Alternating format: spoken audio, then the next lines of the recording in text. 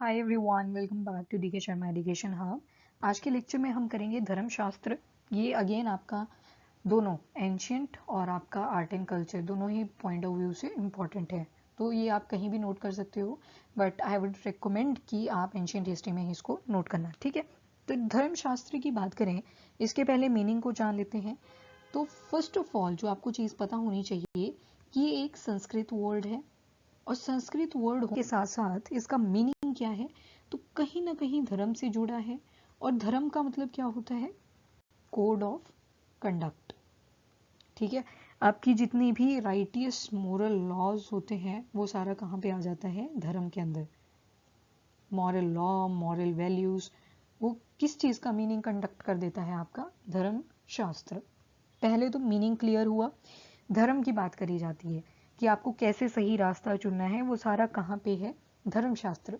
और किस चीज़ के साथ वाइब्स मैच करनी चाहिए? यूनिवर्स के साथ, मतलब जो लॉ ऑफ नेचर है उसके साथ। जैसे बोलते हैं ना, कई बार जब हमारे अकॉर्डिंग कोई चीज़ नहीं होती है कि ठीक है भगवान ने यही चाहा होगा, तो दैट सॉर्ट ऑफ थिंग, ठीक है, धर्म शास्त्र।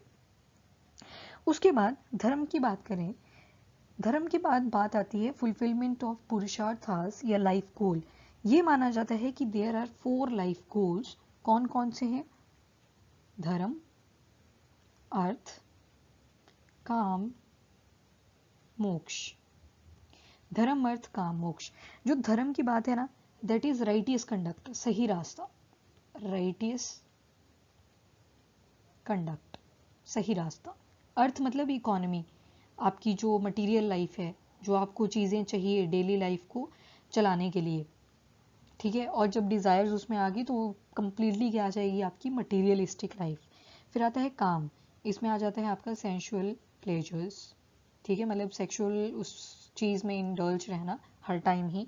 And then moksha. मोक्ष का मतलब होता है कि आप सारी चीज़ों से लिबरेट हो चुके हो, that is liberation from cycle of birth and death.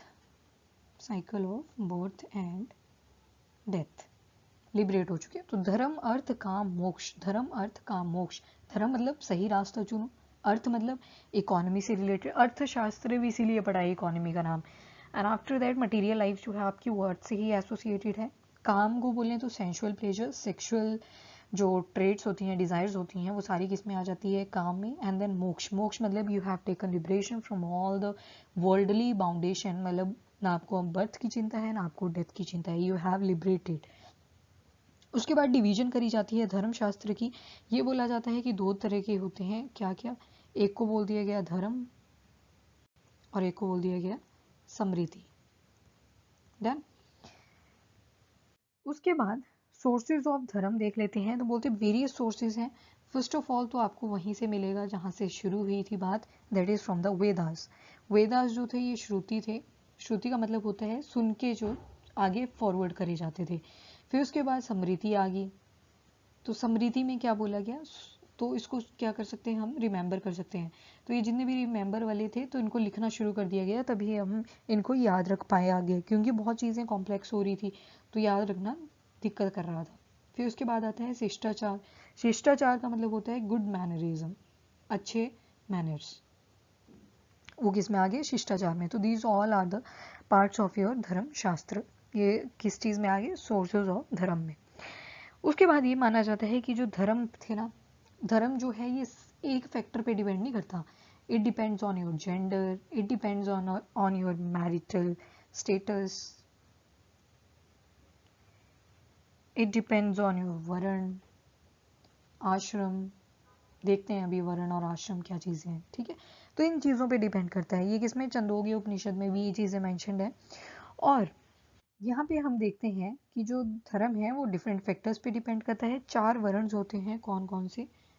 तो first is the Brahmins, second is the Kshatriya, third is Vaishyas and fourth is Shudras.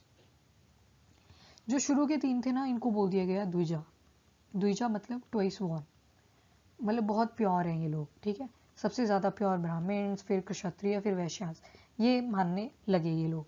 और शूद्रास पे जितनी भी सिविल एट्रोसिटी थी वो सारी किसके साथ हुई? शूद्रास के साथ। इनसे काम करवाए जाते थे। अब जो ऊपर के 3 वर्ण हुआ करते थे, इनसे इनके जितने भी काम होते थे वो सारे कौन करते थे? शूद्र। तो इनको बहुत गंदे तरीके से ट्रीट किया जाने लगा, दैट इज योर शूद्र। और ये जो द्विजा हुआ करते थे, इनको बोला गया है कि आप ट्वाइस बॉर्न हो, आपका जन्म इसलिए अच्छा हुआ है क्योंकि आपने पहले अच्छे कर्म करे हैं और आगे भी आपका इसी कास्ट में जन्म होएगा। ठीक है, कास्ट बाद में बनी थी, पहले वर्ण ही था ये। देन फिर क्या बोला गया कि ये सेक्रेड सेरेमनीज कंडक्ट कर सकते थे। ठीक है, जो भी रिचुअल्स, रिवाज, ये सारी चीज़ें होती हैं वो ये कंडक्ट कर सकते थे। अब बोला गया कि ये जो द्विजा मेल थे, मतलब आदमी थे, कौन कौन से? ब्राह्मण, क्षत्रिय और वैश्यास। इनके लिए 4 आश्रम बताए गए थे और वो 4 आश्रम कौन कौन से थे? पहला था ब्रह्मचर्य। ब्रह्मचर्य मतलब कंप्लीट सेलिबेसी। सेलिबेसी मतलब आप किसी भी मतलब अफेयर वगैरह में इंडल्ज नहीं होंगे, तो दैट इज योर ब्रह्मचर्य। ब्रह्मचर्य के बाद आपकी शादी करा दी जाएगी, उसको बोला गया गृहस्था। गृहस्था में आपके ऊपर रिस्पॉन्सिबिलिटीज आएंगी, हाउस होल्ड केयर टेक करना पड़ेगा आपको, तो वो सारा किस में आ गया? गृहस्था में। फिर आता है वनप्रस्था। अब आपको घर छोड़ना पड़ेगा और जंगल में जाना पड़ेगा, वहाँ पे जाके मेडिटेशन करनी है। एंड फाइनली संन्यास। अब आपकी लिबरेशन हो चुकी है, पूरी तरह से आप रिनंसिएट कर चुके हो, मोक्ष को प्राप्त कर चुके हो। ऑल्दो ये 4 आश्रम जो हैं जितने मेंशन करे गए हैं, उतने तरीके से इनको फॉलो नहीं करा जाता था। मतलब कहीं भी हमें ऐसे एविडेंसेस नहीं देखने को मिलते जहाँ पे ये पूरी तरह से फॉलो किए गए हों। ठीक है, so this is all about your धर्मशास्त्र। अगले लेक्चर में करेंगे अबाउट द एपिक्स। ठीक है, till then bye bye, take care, thank you and have a nice day.